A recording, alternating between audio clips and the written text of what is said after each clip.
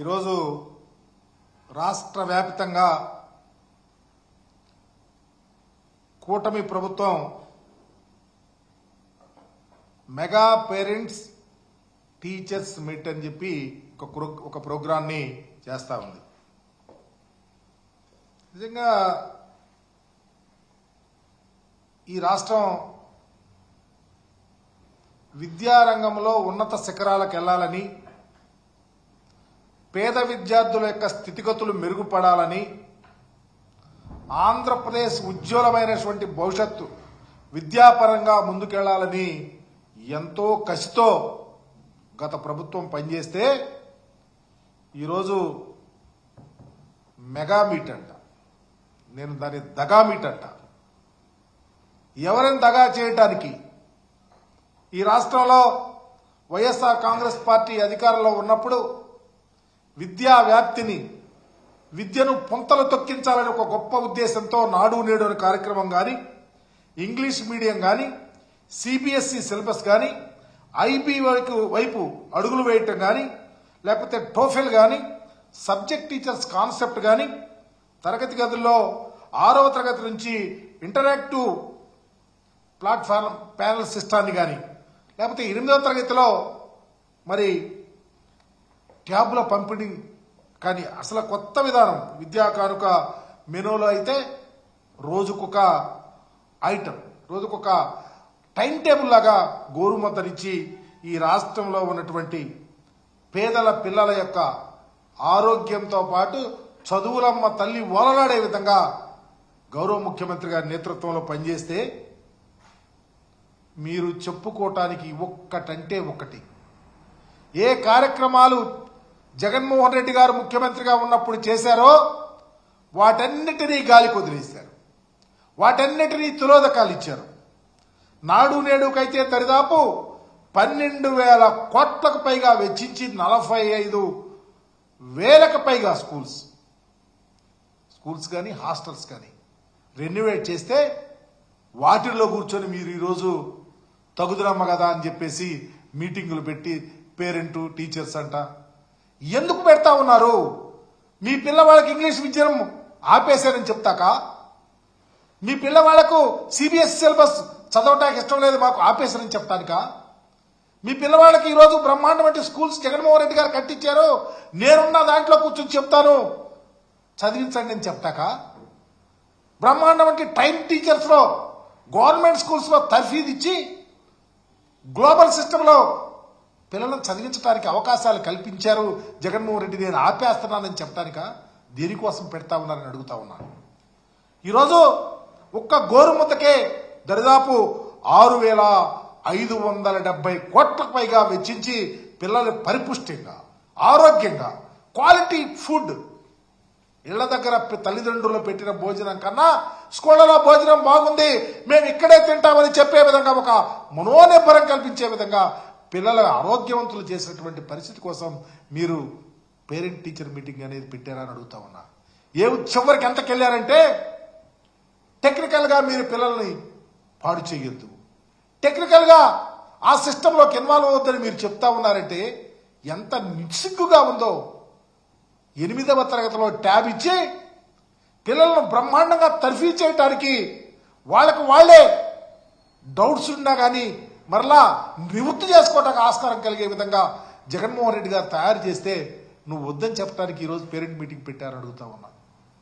ఎందుకు మీరు ఎవరిని ఉద్దేశంగా, ఎవరిని మోసం చేయడానికి, ఈ సమాజంలో అనగారినటువంటి పేద పిల్లల యొక్క స్థితిగతులు మార్చడానికి జగన్మోహన్ రెడ్డి గారు గొప్ప కార్యక్రమాలు చేసి రాష్ట్ర చరిత్రలో కాదు దేశ చరిత్రలో ఒక కలికితురాయిలాగా జగన్మోహన్ రెడ్డి గారు విద్యా వ్యవస్థను పైకి తీసుకొస్తే నిమ్మకు నీరెత్తినట్టు తల్లికి వందనం అన్నారు, ఎటు పోయిందో తెలియదు. ఈరోజు అమ్మఒడి ఏమైపోయింది? జగన్మోహన్ రెడ్డి గారు పెట్టే అమ్మఒడిని మీరు తల్లికి వందనం అన్నారు కదా, ఎవరికి ఇచ్చారు డబ్బులు? ఎంత ఇచ్చారు డబ్బులు? మీరు ఈ 3 త్రైమాసికాలలో చూస్తే విద్యా దీవెన కింద దరిదాపు 2,800 కోట్ల రూపాయల బకాయి ఉంది. ఈ రోజుకి మీరు దాని మీద దృష్టి పెట్టాలా? వసతి దీవెన కింద దరిదాపు 1,100 కోట్ల రూపాయలు బకాయి ఉంటే దాని గురించి మాట్లాడటం వెరసి 3,900 కోట్ల రూపాయలు ఈ 3 త్రైమాసికాల్లో బాకీ ఉంటే దాని గురించి మాట్లాడకుండా మీరు ఈ యొక్క మీట్లు దగా చేయటం కాదా అని అడుగుతా ఉన్నా. దాని మీద ఎందుకు మాట్లాడలేకపోతా ఉన్నారు? ఈరోజు పేద పిల్లలు చదువుకోవటానికి ప్రైవేట్ స్కూళ్ళలో చదివించాలని ఒక కసితోనే మీరు ఈ సిస్టాన్ని ప్రక్కదోవ పట్టిస్తా ఉన్నారని అడుగుతా ఉన్నా. మీరు ఎప్పుడు అనుకున్నాం ఇంగ్లీష్ మీడియం వద్దని చెప్పారు, కోర్టులకు వెళ్ళారు ఆ రోజు. అప్పుడే మీ ఆలోచనలు బయటపడ్డాయి. ఈ రోజు దాన్ని ఇంప్లిమెంట్ చేస్తా ఉన్నారు. ఇంగ్లీష్ విద్యను మీరు ఈ రాష్ట్రంలో పేద పిల్లలు కుటుంబాలు చదువుకోవటానికి తరతరాలకు మోసం చేయటానికి సిద్ధంగా ముందుకెళ్తా ఉన్నారని చెప్తా ఉన్నా. ఎక్కడన్నా ఉందా ఇంత బ్రహ్మాండం వంటి సిస్టాన్ని?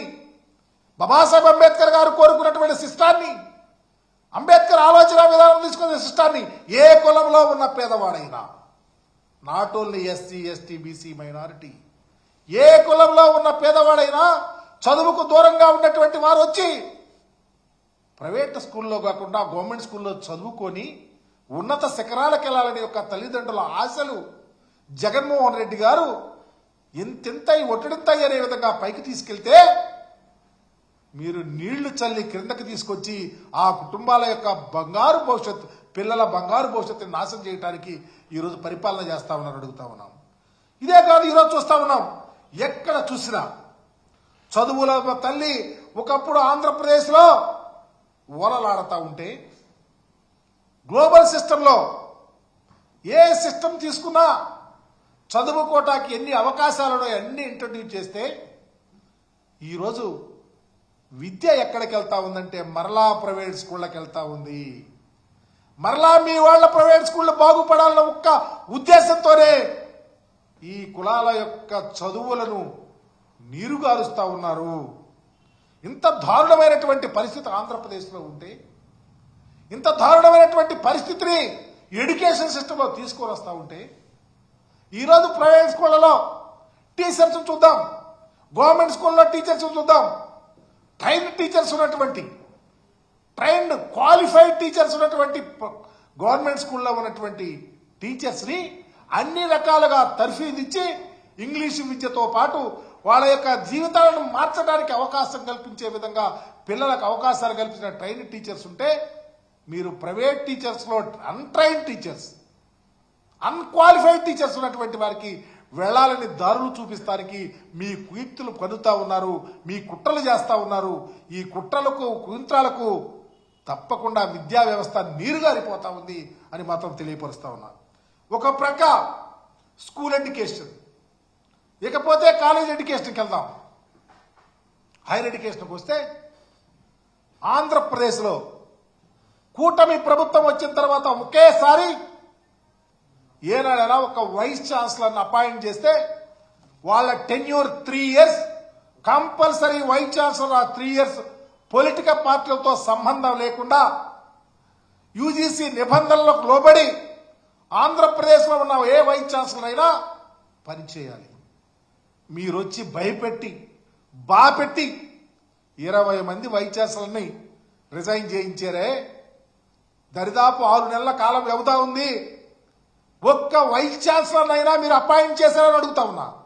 ఇన్ఛార్జీలతో నడపటం, executive council meeting, EC meeting ఆంధ్రప్రదేశ్లో ఏ విశ్వవిద్యాలయంలో పెట్టకపోవటానికి కారణం ఏమిటని అడుగుతా ఉన్నా. మీరు వైస్ ఛాన్సలర్, కొత్త వైస్ ఛాన్సలర్ అపాయింట్మెంట్ చేసే ముందు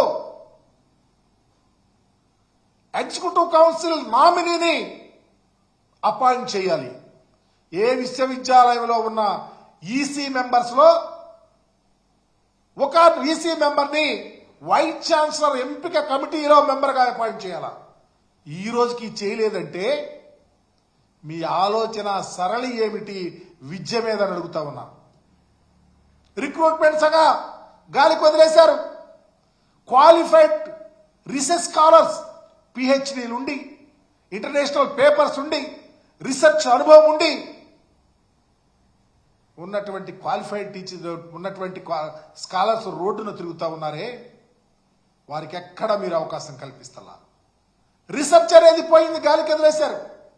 యూజీసీ వాళ్ళు ఇచ్చినటువంటి ప్రాజెక్ట్స్ ఆ ప్రాజెక్టుల ద్వారా రీసెర్చ్ చేయాల్సినటువంటి విశ్వవిద్యాలయాల్లో ఏ విశ్వవిద్యాలయంలోనూ సరిగా రీసెర్చ్ చేయించలేని పరిస్థితి మీరు తీసుకొచ్చారంటే కారణం ఆంధ్రప్రదేశ్లో ఉన్నత విద్యకు ఒక ప్రక్క స్కూల్ ఎడ్యుకేషన్ ని, రెండవ ప్రక్క టెక్నికల్ ఎడ్యుకేషన్ ని, మూడవ ప్రక్క హైయర్ ఎడ్యుకేషన్ ని సర్వనాశనం చేసినటువంటి పరిస్థితి ఈ రోజు ఉందంటే దానికి కారణం కూటమి ప్రభుత్వం కాదా అని అడుగుతా ఉన్నా.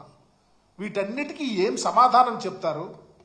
వీటన్నిటికీ ఆనాడు జగన్మోహన్ రెడ్డి గారు ముఖ్యమంత్రిగా ఉన్నప్పుడు ఒక ప్లాన్ వైజ్గా, ప్లాన్ ప్రకారం, ఒక సిస్టమేటిక్ మోడల్లో విద్య మీద కాన్సన్ట్రేట్ చేసినటువంటి విషయాన్ని మీరు ఎలా మర్చిపోతా ఉన్నారు? విద్యారంగం మీద ఆనాడు 72,000 కోట్ల రూపాయలు వెచ్చించినటువంటి వైఎస్ఆర్ కాంగ్రెస్ ప్రభుత్వం ఎంత అంకుఠిత దీక్షతో ఉందో గమనించమని అడుగుతా ఉన్నాం. మీరు ఎందుకు చేయలేకపోతా ఉన్నారు? ప్రజలకు ఏం సమాధానం చెప్తారు? ఒక ప్రక్క విద్య చదువుకున్న విద్యార్థుల యొక్క ఆరోగ్యం, వారి వసతులు, అదేవిధంగా టెక్నికల్ ఎడ్యుకేషన్కి సంబంధించి కానీ హైయర్ ఎడ్యుకేషన్ సంబంధించి కానీ దానిని విద్యను డెవలప్ చేసే యంత్రాంగాన్ని తయారు చేయడంలో ఉన్నటువంటి వైస్ ఛాన్సలర్స్ కానీ ఆ అడ్మినిస్ట్రేషన్ కానీ లేకపోతే ఆ విశ్వవిద్యాలయంలో కస్టోడియన్గా ఉన్నటువంటి రిజిస్ట్రార్తో అపాయింట్మెంట్స్ కానీ ఒక ఫేజ్డ్ మేనర్లో లేవని మాత్రం మీకు తెలియపరుస్తా ఉన్నా. దీనిని మానిటర్ చేయడానికి state council for higher education అనేది ఉంది. అది ఎట్టిపోయిందో తెలియదు, దాని యాక్టివిటీస్ ఏందో తెలియదు.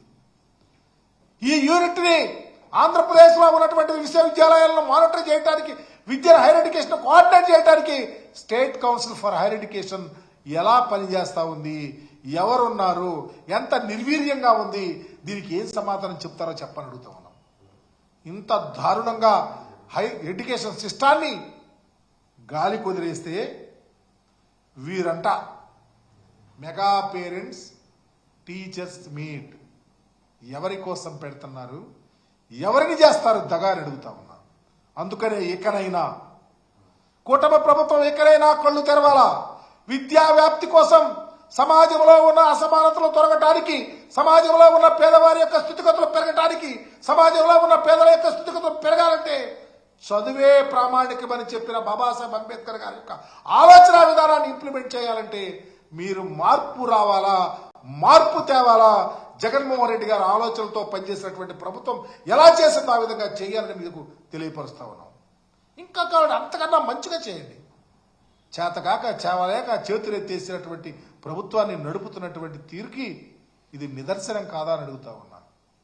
అందుకని తక్షణమే విద్యా వ్యాప్తి కోసం, విద్యా ఔన్నత్యం కోసం, విద్యార్థుల యొక్క పటుత్వాన్ని పెంచడం కోసం, ఇంగ్లీష్ మీడియాన్ని పుంతలు తొక్కించడం కోసం, విద్యా వరిలో విషవాయువులు లేకుండా చేయటం కోసం, భారతావనిలోనే మెరుగుగా ఆంధ్రదేశాన్ని తీసుకురావటం కోసం అందరినీ కలుపుకొని మంచి ఆలోచనతో విద్య కోసం పనిచేయాలని చెప్పి హితవు పలుకుతూ సెలవు తీసుకుంటా ఉన్నా.